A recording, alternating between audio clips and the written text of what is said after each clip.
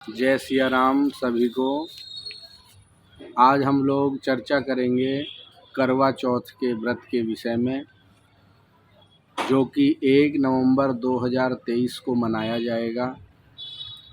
ये करवा चौथ का व्रत समस्त भारतवर्ष में जितनी भी माताएं बहनें हैं, सब की सब बड़ी भावना और श्रद्धा के साथ में इस व्रत को रखती हैं, क्योंकि इस व्रत को रखने से जो पतिदेव है उसकी दीर्घायु, नैरुज्य और हर प्रकार की दाम्पत्य जीवन में प्रसन्नता जो है वह प्राप्त होती है। इसलिए सभी माताएं बहनें इस व्रत को रखती हैं। हम लोग आज ये जानेंगे कि ये जो व्रत है इसकी परंपरा कहाँ से चली, ये व्रत कहाँ से रखा गया, इसका नाम करवा चौथ क्यों पड़ा। एक तरह से देखा जाए तो करवा माने मिट्टी का बर्तन होता है। उसकी विशेषता चतुर्थी के दिन, कार्तिक कृष्ण चतुर्थी को उसका विशेष पूजन होता है, इसलिए भी करवा चौथ इसको कहते हैं। पर इतिहास इसका आज हम लोग जानेंगे कि आखिर करवा चौथ के व्रत की ये परंपरा कहाँ से प्रारंभ हुई, किस तरह प्रारंभ हुई।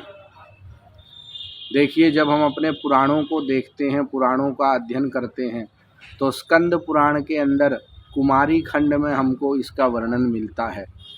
वहाँ पर अनुसुईया नाम की देवी ने इसका व्रत किया है। उस समय इसका नाम कर्क चतुर्थी रखा गया। कर्क चतुर्थी का व्रत रख करके कार्तिक कृष्ण पक्ष चतुर्थी तिथि को अनुसुईया देवी कन्या ने सुशील और श्रेष्ठ वर की प्राप्ति के लिए इस व्रत को रखा था। उस समय तो कर्क चतुर्थी इसको कहते थे, पर धीरे धीरे प्रचलन में आते आते आगे चल के इसको करवा चौथ कह दिया गया। करवा चौथ क्यों कहा गया, इसके पीछे भी एक इतिहास आता है कि एक बार तुंगभद्रा नदी के किनारे एक करवा नाम की स्त्री अपने पति के साथ रहती थी। एक समय उसके पति वृद्ध हो गया और नदी में स्नान करने गया तो किसी मगरमच्छ ने उसके पति को पकड़ लिया, उसके पैर को, और पानी के अंदर घसीट करके ले जाने लगा। तो उसका पति अपनी पत्नी को चिल्ला करके पुकारने लगा, करवा करवा तुम कहाँ हो, कहाँ हो। उस दिन कृष्ण पक्ष कार्तिक मास की चतुर्थी तिथि थी, और उसने जब अपने पति की पुकार सुनी तो वो वहाँ गई नदी में, और जा करके उसने अपने पति को मगर से छुड़ाया और यमराज जी को आवाहन किया। क्योंकि वो जो करवा थी वो सती स्त्री थी, इसलिए यमराज को वहाँ आना पड़ा, और यमराज को आकर के वहाँ अब उसके पति की सुरक्षा यमराज ने की। और यमराज ने उसी दिन उसको आशीर्वाद दिया कि आज का जो दिन है कार्तिक कृष्ण चतुर्थी का, इस दिन तुमने अपने पति को रक्षा करने के लिए मेरा आवाहन किया, और तुम्हारे सतीत्व से मैं बड़ा प्रसन्न हूँ, इसलिए आज से इस दिन का नाम करवा चौथ कहाएगा। और कई लोगों के मन में प्रश्न आता है, क्या कन्याएं, अविवाहित जो स्त्री है वो इसका व्रत कर सकती हैं। तो जब हम शास्त्र को देखते हैं, कुमारी खंड को, स्कंद पुराण के, उसमें जो अनुसुईया नाम की देवी का वर्णन आया है, उसने तो श्रेष्ठ पति की कामना के लिए ही इस व्रत को किया है। तो इससे सिद्ध होता है कि कोई भी जो अविवाहित कन्या है, स्त्री है, वो इस व्रत को श्रेष्ठ पति की कामना के लिए कर सकते हैं, क्योंकि शास्त्र में हमको अनुसुईया का वर्णन मिलता है।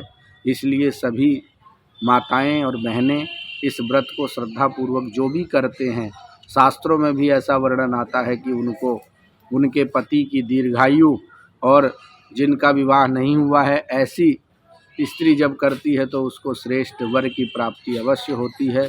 इस चतुर्थी व्रत की ये विशेषता है। जय सिया राम सभी को। आज हम लोग चर्चा करेंगे करवा चौथ के व्रत के विषय में, जो कि 1 नवंबर 2023 को मनाया जाएगा। ये करवा चौथ का व्रत समस्त भारतवर्ष में जितनी भी माताएं बहनें हैं, सब की सब बड़ी भावना और श्रद्धा के साथ में इस व्रत को रखती हैं, क्योंकि इस व्रत को रखने से जो पतिदेव है उसकी दीर्घायु, नैरुज्य और हर प्रकार की दाम्पत्य जीवन में प्रसन्नता जो है वह प्राप्त होती है। इसलिए सभी माताएं बहनें इस व्रत को रखती हैं। हम लोग आज ये जानेंगे कि ये जो व्रत है इसकी परंपरा कहाँ से चली, ये व्रत कहाँ से रखा गया, इसका नाम करवा चौथ क्यों पड़ा। एक तरह से देखा जाए तो करवा माने मिट्टी का बर्तन होता है। उसकी विशेषता चतुर्थी के दिन कार्तिक कृष्ण चतुर्थी को उसका विशेष पूजन होता है, इसलिए भी करवा चौथ इसको कहते हैं। पर इतिहास इसका आज हम लोग जानेंगे कि आखिर करवा चौथ के व्रत की ये परंपरा कहाँ से प्रारंभ हुई, किस तरह प्रारंभ हुई। देखिए, जब हम अपने पुराणों को देखते हैं, पुराणों का अध्ययन करते हैं, तो स्कंद पुराण के अंदर कुमारी खंड में हमको इसका वर्णन मिलता है। वहाँ पर अनुसुईया नाम की देवी ने इसका व्रत किया है। उस समय इसका नाम कर्क चतुर्थी रखा गया। कर्क चतुर्थी का व्रत रख करके कार्तिक कृष्ण पक्ष चतुर्थी तिथि को अनुसुईया देवी कन्या ने सुशील और श्रेष्ठ वर की प्राप्ति के लिए इस व्रत को रखा था। उस समय तो कर्क चतुर्थी इसको कहते थे, पर धीरे धीरे प्रचलन में आते आते आगे चल के इसको करवा चौथ कह दिया गया। करवा चौथ क्यों कहा गया, इसके पीछे भी एक इतिहास आता है कि एक बार तुंगभद्रा नदी के किनारे एक करवा नाम की स्त्री अपने पति के साथ रहती थी। एक समय उसके पति वृद्ध हो गया और नदी में स्नान करने गया तो किसी मगरमच्छ ने उसके पति को पकड़ लिया, उसके पैर को, और पानी के अंदर घसीट करके ले जाने लगा। तो उसका पति अपनी पत्नी को चिल्ला करके पुकारने लगा, करवा करवा तुम कहाँ हो, कहाँ हो।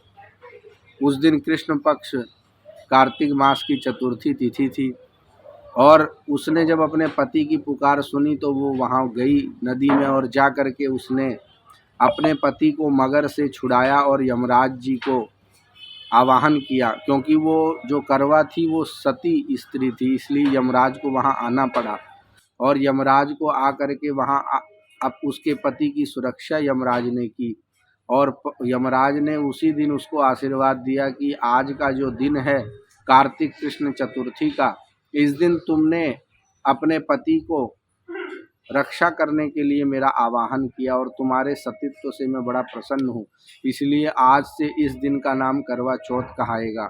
और कई लोगों के मन में प्रश्न आता है, क्या कन्याएं, अविवाहित जो स्त्री है वो इसका व्रत कर सकती हैं? तो जब हम शास्त्र को देखते हैं, कुमारी खंड को, स्कंद पुराण के, उसमें जो अनुसुईया नाम की देवी का वर्णन आया है, उसने तो श्रेष्ठ पति की कामना के लिए ही इस व्रत को किया है। तो इससे सिद्ध होता है कि कोई भी जो अविवाहित कन्या है, स्त्री है, वो इस व्रत को श्रेष्ठ पति की कामना के लिए कर सकते हैं। क्योंकि शास्त्र में हमको अनुसुईया का वर्णन मिलता है, इसलिए सभी माताएं और बहनें इस व्रत को श्रद्धापूर्वक जो भी करते हैं, शास्त्रों में भी ऐसा वर्णन आता है कि उनको उनके पति की दीर्घायु, और जिनका विवाह नहीं हुआ है ऐसी स्त्री जब करती है तो उसको श्रेष्ठ वर की प्राप्ति अवश्य होती है। इस चतुर्थी व्रत की ये विशेषता है। जय सिया राम सभी को। आज हम लोग चर्चा करेंगे करवा चौथ के व्रत के विषय में, जो कि 1 नवंबर 2023 को मनाया जाएगा। ये करवा चौथ का व्रत समस्त भारतवर्ष में जितनी भी माताएं बहनें हैं, सब की सब बड़ी भावना और श्रद्धा के साथ में इस व्रत को रखती हैं।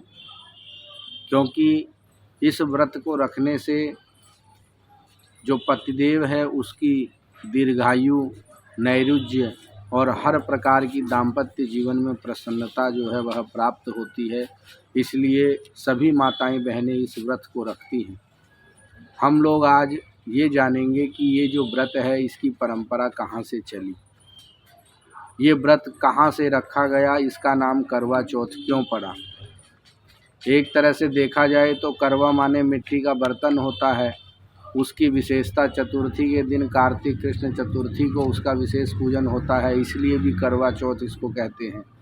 पर इतिहास इसका आज हम लोग जानेंगे कि आखिर करवा चौथ के व्रत की ये परंपरा कहाँ से प्रारंभ हुई, किस तरह प्रारंभ हुई। देखिए, जब हम अपने पुराणों को देखते हैं, पुराणों का अध्ययन करते हैं, तो स्कंद पुराण के अंदर कुमारी खंड में हमको इसका वर्णन मिलता है। वहाँ पर अनुसुईया नाम की देवी ने इसका व्रत किया है। उस समय इसका नाम कर्क चतुर्थी रखा गया। कर्क चतुर्थी का व्रत रख करके कार्तिक कृष्ण पक्ष चतुर्थी तिथि को अनुसुईया देवी कन्या ने सुशील और श्रेष्ठ वर की प्राप्ति के लिए इस व्रत को रखा था। उस समय तो कर्क चतुर्थी इसको कहते थे, पर धीरे धीरे प्रचलन में आते आते आगे चल के इसको करवा चौथ कह दिया गया। करवा चौथ क्यों कहा गया, इसके पीछे भी एक इतिहास आता है कि एक बार तुंगभद्रा नदी के किनारे एक करवा नाम की स्त्री अपने पति के साथ रहती थी। एक समय उसके पति वृद्ध हो गया और नदी में स्नान करने गया तो किसी मगरमच्छ ने उसके पति को पकड़ लिया, उसके पैर को, और पानी के अंदर घसीट करके ले जाने लगा। तो उसका पति अपनी पत्नी को चिल्ला करके पुकारने लगा, करवा करवा तुम कहाँ हो, कहाँ हो। उस दिन कृष्ण पक्ष कार्तिक मास की चतुर्थी तिथि थी और उसने जब अपने पति की पुकार सुनी तो वो वहाँ गई नदी में और जा कर के उसने अपने पति को मगर से छुड़ाया और यमराज जी को आवाहन किया। क्योंकि वो जो करवा थी वो सती स्त्री थी, इसलिए यमराज को वहाँ आना पड़ा और यमराज को आ कर के वहाँ अब उसके पति की सुरक्षा यमराज ने की और यमराज ने उसी दिन उसको आशीर्वाद दिया कि आज का जो दिन है कार्तिक कृष्ण चतुर्थी का, इस दिन तुमने अपने पति को रक्षा करने के लिए मेरा आवाहन किया और तुम्हारे सतीत्व से मैं बड़ा प्रसन्न हूँ, इसलिए आज से इस दिन का नाम करवा चौथ कहाएगा। और कई लोगों के मन में प्रश्न आता है, क्या कन्याएं, अविवाहित जो स्त्री है वो इसका व्रत कर सकती हैं? तो जब हम शास्त्र को देखते हैं, कुमारी खंड को, स्कंद पुराण के, उसमें जो अनुसुईया नाम की देवी का वर्णन आया है, उसने तो श्रेष्ठ पति की कामना के लिए ही इस व्रत को किया है। तो इससे सिद्ध होता है कि कोई भी जो अविवाहित कन्या है, स्त्री है, वो इस व्रत को श्रेष्ठ पति की कामना के लिए कर सकते हैं। क्योंकि शास्त्र में हमको अनुसुईया का वर्णन मिलता है, इसलिए सभी माताएं और बहनें इस व्रत को श्रद्धापूर्वक जो भी करते हैं, शास्त्रों में भी ऐसा वर्णन आता है कि उनको उनके पति की दीर्घायु, और जिनका विवाह नहीं हुआ है ऐसी स्त्री जब करती है तो उसको श्रेष्ठ वर की प्राप्ति अवश्य होती है। इस चतुर्थी व्रत की ये विशेषता है। जय सिया राम, जय जय सिया राम।